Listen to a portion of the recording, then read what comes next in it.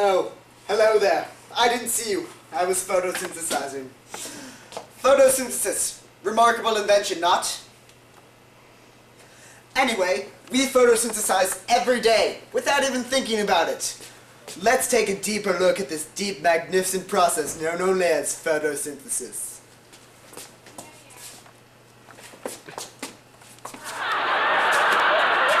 Photosynthesis begins when sunlight strikes the chlorophyll. The electrons in the chlorophyll get overcharged, like the little monkeys they are, and burst off the chloroplast, just like my wife Janie left me last week. Anyway, those electrons, those little buggers, are taken off on a magical adventure called communism. I mean, the electron transport train, a series of molecules located within the thylakoid membrane. The thylakoid is here, within the chloroplast. Thylakoid is this. A stack of thylakoids is called a guarana. We'll come back to the chloroplast later. Over here. Anyway, back to the photosynthesis. While the electron transports along its magical journey, it loses some of its energy. Now that energy is used to make ATP. But what's ATP, you might ask? Find out next. Next, ATP. Now, ATP actually begins its journey as adenine diphosphate. Sounds complicated, I know, but let's see if a simple drawing can clear that up for you. We start off with adenine diphosphate, or ADP. These triangles will represent the phosphate groups. These are connected to ribose, a simple sugar, which are in turn connected to adenine.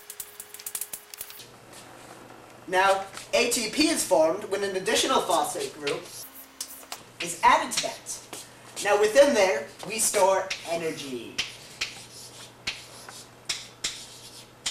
That's right, good clean energy. Like that new nuclear power plant. Don't mind the three-headed fish though.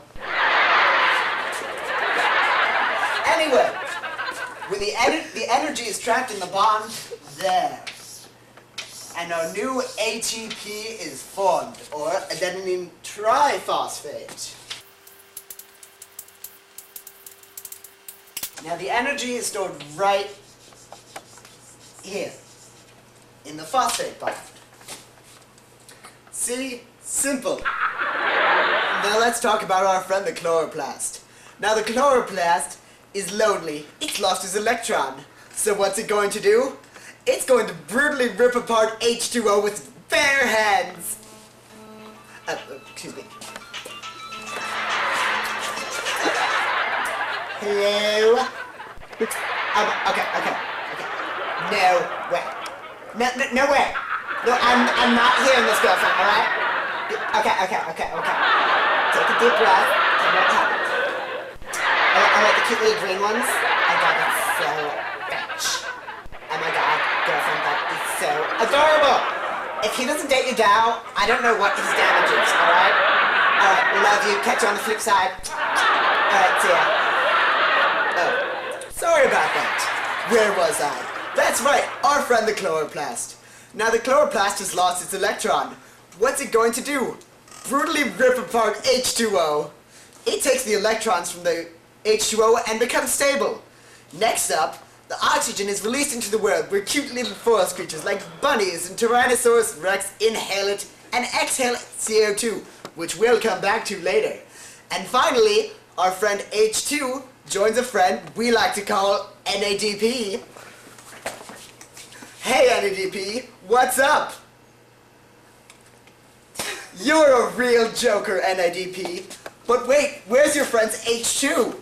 That's right, when NADP joins her friend's H2, she turns into...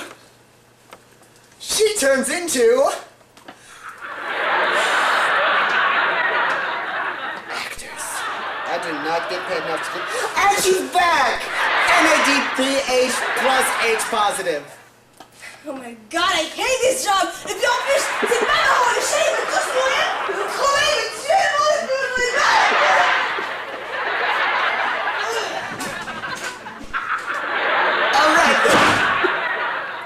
And welcome back to photosynthesis, or as I like to call it, the reason you're alive. Ha ha ha ha ha ha. That's funny. Anyway, the next step is what we call the Calvin cycle. And the first part of that involves CO2, or carbon dioxide. Now you may be asking, where did we get this from? Let's find out now. It's actually a rather simple solution. Remember during the first part of photosynthesis where we released oxygen? Well, guess where it went? To cute little forest creatures like this rabbit. They rely on oxygen to survive, and when they're done, they release it into the atmosphere as CO2. Ha ha ha ha. Silly rabbit, photosynthesis is for kids. Now the CO2 is taken apart. The carbon is added onto a 5-carbon molecule in what we like to call carbon fixation. Then it starts down its journey. But wait! First we get a visit from an old friend, ATP. ATP breaks apart that last phosphate bond, giving the molecule energy. Then it leaves as ADP and PI. But wait, there's more! Then our old friend NADH plus H positive comes back. Couldn't find a job elsewhere, could ya? No. Alright then. Then NADPH plus H positive leaves the hydrogen molecules and leaves as NADP! Get out! This leaves us temporarily with 2-PGAL. But that doesn't last long. It then turns into glucose, a simple 6-carbon sugar, which can be used to make more complex things such as cellulose or starch. And that concludes our exploration of photosynthesis. I hope you learned a little about yourself. I know I learned a lot about me. It's a remarkable process, really. It's the reason you, me, are here today. So, from all of us here at Green Productions, I'd like to thank you for sitting back and enjoying this. Alright. I gotta find what's up. No way. No way, no way. No way, go. Okay. Alright, I'm march over there and kick his butt. Alright. But wait, who's that back there? It's our friend NADPH. Plus H, positive. You're a part of the Calvin cycle, Cloe. Yeah, you idiot! That is a door. What? Alright. Silly rabbit. Photosynthesis is for... Alright. Get the girls together. We're meeting. Alright. And that's a flower.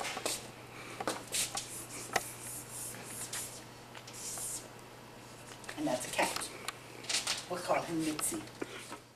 No, those are my heels, girl. You cannot wear them. I have to fix my tie. I wonder if cats dream. Anyone know if cats dream? Act like those scientists figured it out yet. That's what I'm saying about you. Seriously.